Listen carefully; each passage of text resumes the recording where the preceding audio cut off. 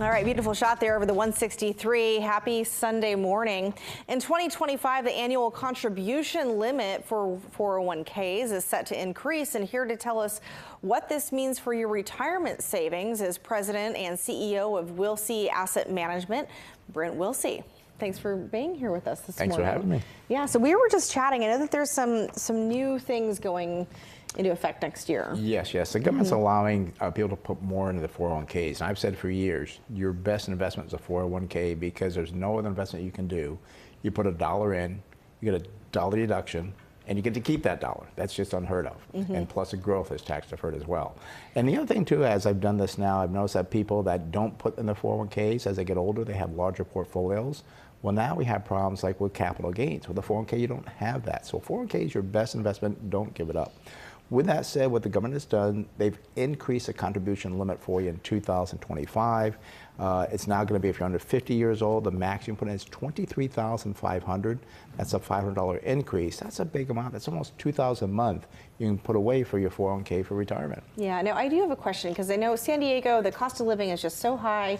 People have, kids or parents or just living, as a single person. It's like the single tax, right? Right. Rent is expensive. You're not splitting it with somebody. So for people who say, look, I am stretched thin. I am living paycheck to paycheck. How am I supposed to pay my bills, buy groceries and then save for retirement? I mean, and save for a cushion. I mean, this is all very overwhelming. So what's your advice to people? It is very hard. I try to say, if you only do 1 or 2%, especially if there's a company match, because that's even more bonus for you.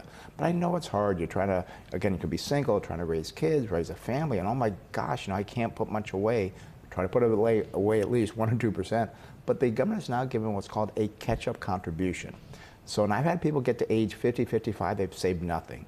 Well, now the catch-up contribution, you can now, to age 50, you can now put in not the $23,500, but an additional $7,500 of $31,000 per year. And that really helps out a lot. And then they've even added to that, they call it the super catch-up contribution. At age 60 to 63, you can put in even more money. You can put in $34,750. And this really helps out a lot because you've not done the beginning. Catching up can kind of help, so maybe you can retire at 64 or 65. Yeah, because it's tough. It's like, gosh, you don't want to work till you die, right? Essentially, but it's I do. But. Well, yeah. Well, maybe some people do. Some people love working, and it works for them. But it's like where you don't feel like you have to work to live, right? Exactly. So this is a way to kind of catch up a little bit more. If like right now it's a little tight, but maybe later, you have a little bit more flexible. You want to have that flexibility because maybe it's 65. You want to work, but then all of a sudden your boss gets changed, you don't like your boss, I want to be able to leave this, and I can do that. And with the super catch-up contribution, I did some numbers here, because at age 50 you have no retirement.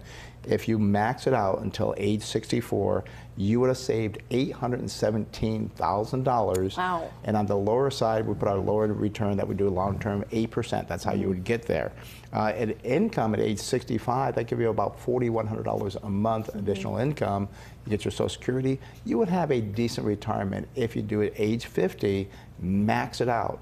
But again, I still try to encourage people, try to do it a little bit. I know it's tough sometimes. Try to put away that 1%, 2%. You get a tax refund. Oh, put it into your 401k. It's another tax deduction for you, so it works out very well. Yeah, and I've talked to a lot of people, and it's, because things are so tight and paycheck to paycheck, and you don't really have much to go around.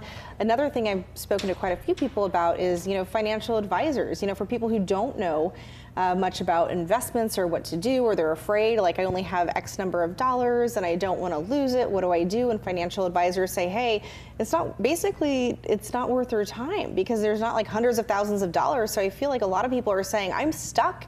I don't know how to get ahead. Is a 401k still a good option for that? Your 401k is your best first option because, again, you put the money away, it's tax deducted for you. Could have a match on that. Sometimes they'll have somebody to work with. We do work with business 401ks for businesses as well. And we tell people, if you have questions, give my son Chase a call. We're here to help you out because we want to guide people. I know sometimes today's world, you don't have enough money. We do try to help people out the best we can and kind of point them in the right direction, give them a little bit of help to get them on the right track. All right. Well, thank you so much for joining us. And that's all good news that you had to share with us. Good news. Yes. Okay. Well, thank you again. You're welcome. Okay. Well, coming